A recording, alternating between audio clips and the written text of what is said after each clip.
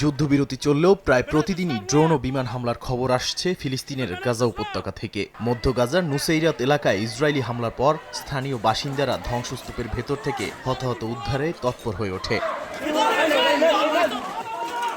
এদিকে প্রায় ২ বছর পর সীমিত আকারে গাজার রাফা সীমান্ত খুলে দেওয়ার পর কঠোর নিরাপত্তা যাচাই শেষে পায়ে হেঁটে যাতায়াতের অনুমতি মিলছে বাসিন্দাদের। দিনে সর্বোচ্চ ১৫০ জন গাজা ছাড়তে পারলেও প্রবেশের অনুমতি পাচ্ছেন তুলনামূলকভাবে অনেক কম মানুষ। স্বাস্থ্য কর্তৃপক্ষ বলছে বর্তমানে প্রায় ২০,০০০ রোগী বিদেশে জরুরি চিকিৎসার জন্য অপেক্ষা করছেন।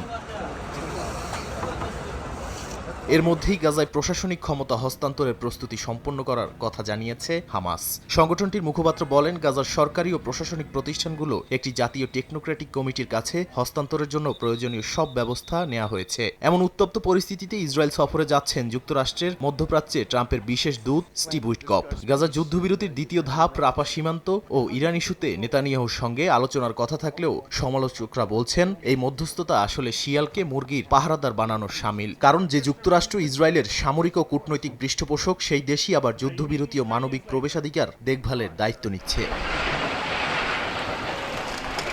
গাজার পাশাপাশি উত্তপ্ত রয়েছে পশ্চিম তীরও। সেখানে ফিলিস্তিনিদের বাড়ি দখল করে সামরিক ব্যারাক স্থাপনের অভিযোগ উঠেছে ইসরায়েলি বাহিনীর বিরুদ্ধে। পাশাপাশি হামলা চলছে লেবানন সীমান্তেও। দক্ষিণ লেবাননে ইসরায়েলি ড্রোন ও বিমান হামলায় বেশ কয়েকজন হতাহত হয়েছেন।